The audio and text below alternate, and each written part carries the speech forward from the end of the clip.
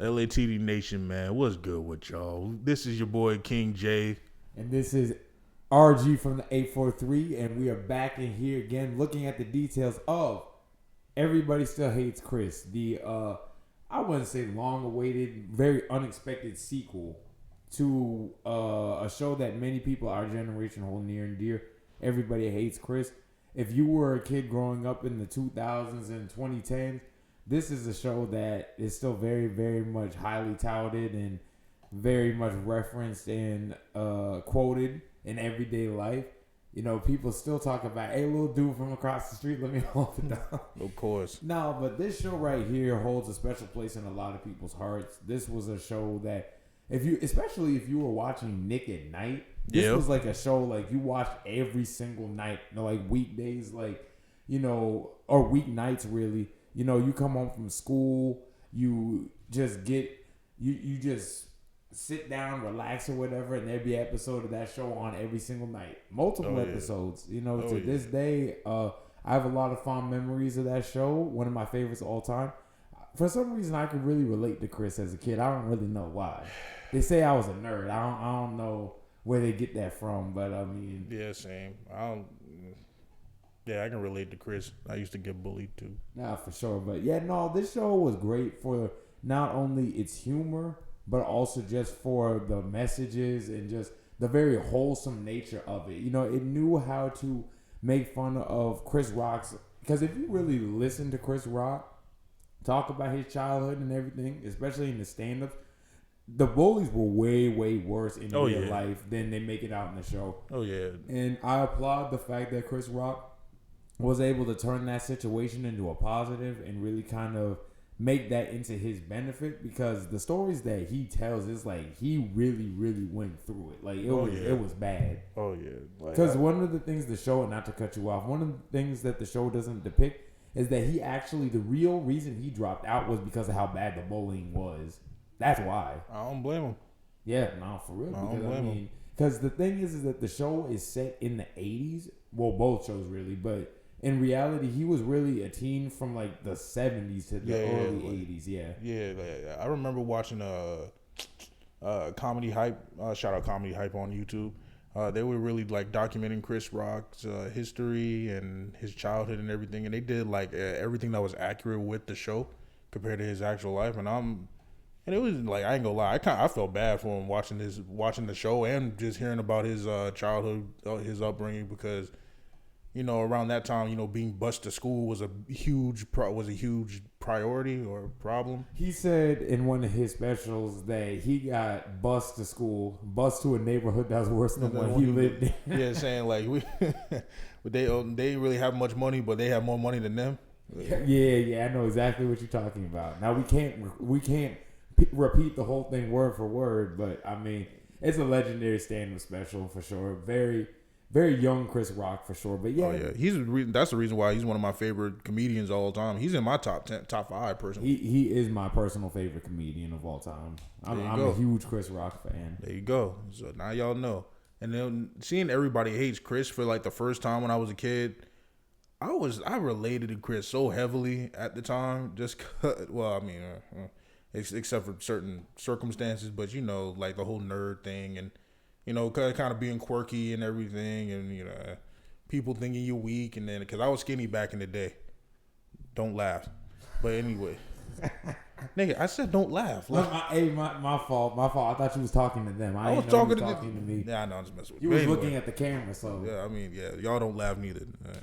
Anyway, but nah, I used to get bullied back in the day too. Not to be like, oh, woe is me, but yeah, it used to happen. I used to get them back though. I just waited till football practice just to punk them. For sure, as you should. I don't blame you. I would too. But it's like, but anyway, back to the show. Like this show really held like a really had a place in my heart and my childhood, because especially the episode where he tells Rochelle no because she wanted Chris to clean up the table and everything. But Drew and China was watching TV, bro. I related to that so heavily because my sister would do the same thing, just go watch TV, chill out. My mom talking about, Jay, can you clean up the dishes, clean up the table and wash the dishes? I told her, why can't Maya do it? Why can't I? Because every time my sister didn't want to do nothing, My mom talking about, well, Jay, Shemaya don't want to do it. Can you do it? I was like, what? What? Didn't you make her do it? Dang it! Like I'm. But of course, if I said all that, you wouldn't see me here today talking about everybody still hates Chris. You've been 10 feet under by now. Oh yeah, 12. Yeah, 12. But yeah, because my mom's foot kind of heavy, so it doubles every time she stomps me down. So it's so there you go. So I'm like, but nah, Everybody Hates Chris really was a dope show, especially the episodes where they would kind of use his blackness as like a stereotype. Like he could play basketball, he could box. Yeah, the episode where he could play basketball and everything, and the whole school thought that he was gonna be like their Jordan or their Kareem or whatnot. And then the only problem, because I remember in the monologue, he said he wanted to play basketball, but he said, I wanted to play basketball, but I sucked. I sucked at every sport I played. And then you just see him getting hit with the ball in his head with every single sport. He said, like a fool, I even tried bowling. You see him get hit with the bowling ball. Yeah. This show, and like I had told you the other day, this show was great because this show did the most and was just over the top absurd. But it always had a good message at its core. It was ridiculous. It was ridiculous. And that brings me to one of the biggest positives of this new show, Everybody Still Hates Chris. It picks up where the original left off. I'm sure many of us know the original ended with Chris dropping out and taking the GED test. Right. And then it cut to black and we never really knew what happened. This show picks up right where that left off. And they have a really clever way of introducing why it's turned over to animation. Like, I'm not going to spoil, but it just is very in line with the humor of the original. And just the thing I love about this show so far is that it's really the original show, but animated in the best way. Oh, yeah, most definitely. Like, I like how they keep the same vibe of the original show, but they make it more wacky and zany.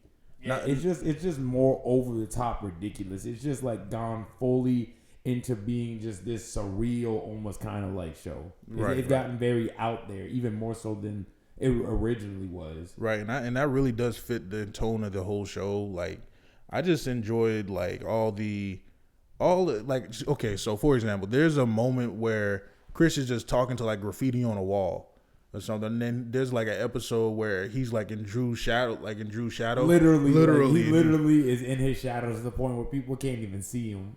Right, and it's just and also they double down on the hate for Chris, because when there's like a cutaway, Chris makes some kind of statement about him being dead or whatever because his mom's gonna hurt him and this, that, and the third. And Tanya literally takes the flowers away from the grave. I'm like, golly, Chris, jeez. Like they double down on the hate for Chris, but I also like that they answered a bunch of questions as to why Chris in the original show never brought any of his like abuse to his parents. Yeah, and they follow that up for here, but it's still going to be bad because it's still Tatalia High, and then he's still. For sure. I like how they say that, how they pretty much resolve the situations, but say that he's still Chris at the end of the day. Everybody still hates him. Yeah, for sure. Yeah, literally. Everywhere he goes, everything he does, he just has never-ending bad luck. To the point where it's like, damn, can he win? Can we just get him to have some kind of victory? For all my Deadpool, even when he wins, he loses in the show. Exactly. For all my Deadpool and Marvel fans out there, if y'all know Domino's powers, she just has like good luck. This is the complete. Chris has the complete opposite effect on him. He has the powers of bad luck. Everywhere he goes, he's sitting down by himself. A table breaks. He steps on a crack. He might break his mom's back for real, bro. Like that was in an episode for real. Wait, too. What? You don't remember that episode? In the old show, there was an episode of that where Tanya stepped on a crack, and then it cuts away to Rochelle grabbing her back. I didn't know that, but there we go. But it's just moments like that. I like that they double down on the zaniness and answer a bunch of questions that we had, bro, like back in the day, like why Chris never. Well, I already said this, but yeah, y'all already know. Another thing I liked about it is that is as over the top as it is, it's not. It doesn't overstay its welcome.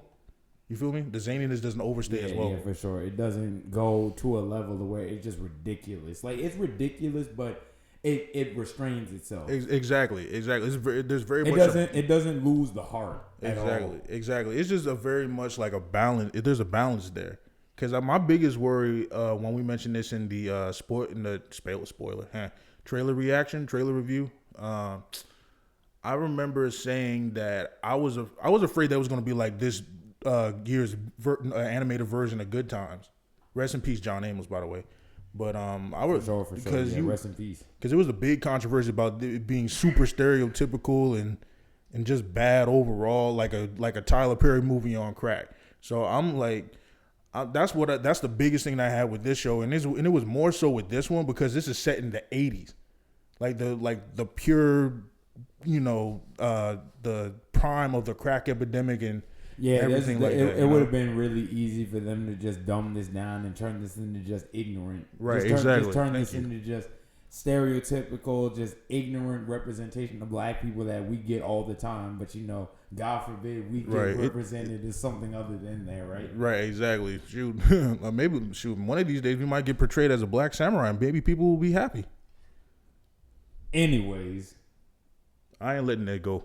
I'm gonna just be real. I'm not letting that go. But anyway, but the show really just stayed true to what the show was back in the day.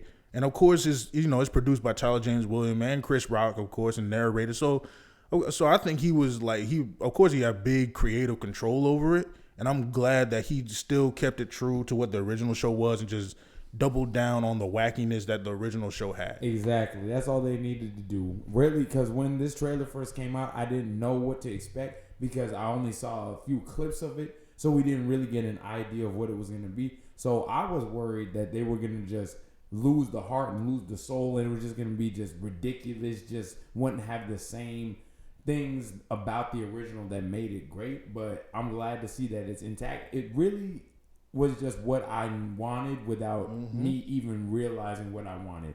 Just the same show, but animated, a little bit wackier, a little bit more over the top, but still grounded in the sense that it is a very heartwarming sort of morally, I guess, correct sort of show. Right, because the first 3 episodes are out now on Comedy Plus. What did I say? Comedy Central Plus, I think. Yeah, but I think they do have their own streaming service. Everybody does nowadays. So no, it would be on Paramount Plus, right? Or Paramount. It'll be on Paramount because Comedy Central, because Paramount owns Comedy Central. The big ones are Disney, Paramount, and Warner Brothers. So yeah, it will be on one of those streaming services. But what was I about to say? Oh yeah. No, I just, like I said, I even wanted, I remember us talking about this, like I wanted it to be a little bit more wacky as the show goes. Well, maybe not like Looney Tunes or My Family Guy wacky, but not like beating each other over the head and shooting each other in the face. Right. That exactly. I didn't want it to be like that, but I wanted it to be a little bit more because in the original show, you already know Terry Crews. I don't think he can really do a backflip. Well, all you know is you see Julius in episode 3, I believe. He didn't. I don't want to spoil anything. I won't say it, but I'll just put it like this: Julius starts doing a bunch of backflips, like he's it was episode 2. He starts doing a bunch of backflips just to avoid all the people. He starts doing a bunch of like a Power Ranger, like some secret agent trying to avoid setting traps off and stuff like that. Right. He's like, rolling and whatnot, dive rolling, all this craziness. Right, because they got more freedom now that is animated. So that's one thing I really do like about it. Since there's more freedom with it being animated, there's a lot more that they can get away with. Their humor can go a little bit further beyond than like physical limitations. So that's what makes it great, in my opinion. Exactly. But overall, I thought this really was just a great first 3 episodes. I agree. I have no complaints. Other than I don't like Tanya. I never liked Tanya. That's pretty much that spoiled little sister archetype. I hate it so much, bruh. And they make her even worse in this movie. Oh in this show, like way worse. Right. You thought she was annoying before, man. What? Well, they give her own house key. I'm like, nah. They make her a latchkey kid. Exactly. And just growing up with a little sister. I love my little sister. Don't get me wrong. I love her to death. Mate, me too. But boy, back in the day, she never used to get in trouble for nothing. And the worst part about it, she was more mouthy than me. That's usually how that works. She was more mouthy than me, but let you say something. But exactly. But I had more energy. But But let me say something, and the next thing you know, go to your room and wait till I get there. Oh Lord, wait till we get back home. And we're just in the car in this awkward silence. You know what I'm saying? Stuff like that. But it's like I don't like Tanya, bro. I remember that episode where I think their dad Julius was sleeping. And then she was just outside just yelling daddy because she had to go inside or whatever. Yeah, I remember. It's just moments like that. I was just like, But she was designed to be yeah. Oh yeah, of course. Boy, she played that role to perfection. Because Imani Hakim, I couldn't stand her. Yeah. I couldn't stand her to the point to where I almost wanted to turn the show off. Sometimes I was like, man, I can't watch this no more, man. Right, Come on, man. and then her and Drew always used to go back and forth and try to like one up each other or something. Yeah, for sure. I remember she tried to blackmail Drew, but Drew hit her right back with another one. I'm like, that's the only time I really liked Drew. I always liked Drew because I never really felt Drew was really. Drew didn't really do anything wrong for the most part. Right, yeah. He was just being himself. For sure. It wasn't his fault that everybody hated Chris, you know? For sure. But the funny thing is he still looked up to Chris. Yeah, that's a wild part. That's why another one of my favorite episodes was when the Gritsky episode. Yeah, for sure, where he got the jersey shoved down his throat. Gritsky. It's Gretzky. Exactly. But they learn to be friends and love each other like brothers should. And then and then at the end of the episode, they're both walking toward their mom and everything, and it just goes to black and white and just fades out. I'm like, yeah, they about to get their tail cut, but you know how it goes. But they're doing it as brothers, man. You know. Yeah. I remember that when they walk up after because they were in the limo. Because the kids because they had went missing.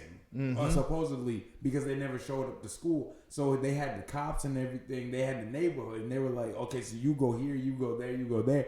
And then Rochelle sees them walking up out of the limo, and then it just fades to black, and it's just everybody hates crazy because you know they got their ass caught bad. Because my thing is, man, you know, back in the day where you knew you was gonna get your behind whooped.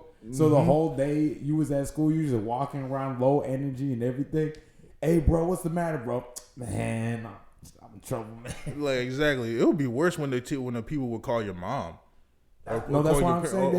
They would call during school, and then your parents would be on the phone talking about, don't worry, you ain't never going to have to worry about it ever again. Exactly. No, or they come get you from the school. And I was like, my thing is, when that happened to me one time, all I know, I wasn't that bad of a kid. I was like 3. But all I know is I remember looking at myself in the mirror, and my face just like Dolly Zoom when I saw my mom. And I'm like, oh Lord, Some horror movies though. Oh Lord, I was like, oh Lord, why you had to call her? I ain't did nothing but throw some crayons. And like, what you doing? But nah, but that episode is near and dear to my heart as well. Like, there's a lot of them, and this show is just a classic, and I'm glad that they brought it back with this. Facts, and with this much love and care, because in 2024, in an era where we're getting stuff like the Crow remake, which we ain't even bother seeing or reviewing that because why would we?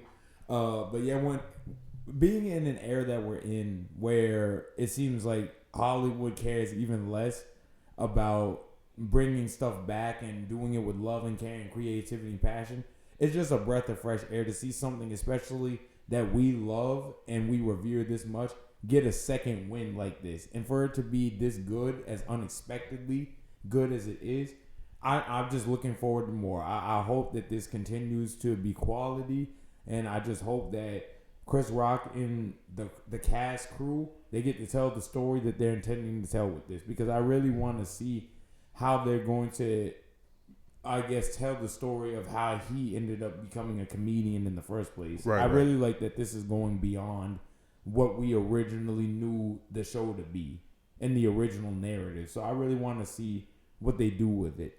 But for right now, I'll say they're doing their thing. Keep going. Yeah, so far, what would you give the show on the rating scale? I would give it so far. I'd give it a low heat, to be honest with you. I really enjoyed the show so far. Yeah, enough for me to actually want to stay up late on a weeknight to watch it till 10 o'clock, 11 o'clock at night. And mind you, I got to get up, and I have to get up for work at 4:30, 5 o'clock in the morning. So that's how you know they cooking. Because usually, boy, I'm out like a light. I'm dead. Like a light. I'm sorry. I'm dead. I'm passed out. I'm no response. I'm a dead body. I'm as dead as that skeleton over there. Y'all can't even see it. But you will. But skeleton as in it's a Halloween decoration, not somebody actually is dead in here. Just to clarify. YouTube. So yeah, no. Don't demonetize us, man. Come on now. Yeah, exactly. We ain't making no money anyways. But still, you. Yeah. But yeah, no, I give it a mid-tier Heat too. I'm enjoying. For sure. I'm enjoying it. You know, it's ahead of its time. Well, not really, but yeah, I guess you can say it's ahead of its time. It's solid for sure. It's one of the. To me so far, it's one of the better adult animated shows out there. It ain't even that bad. Like kids can watch this. For sure, yeah, definitely. Yeah, but with that being said, man, this has been Jay. This has been Rodney. We're at LATD, y'all. Remember, y'all, look at the details. Enjoy yourselves. God bless. Like, comment, subscribe. Peace. Yes, sir.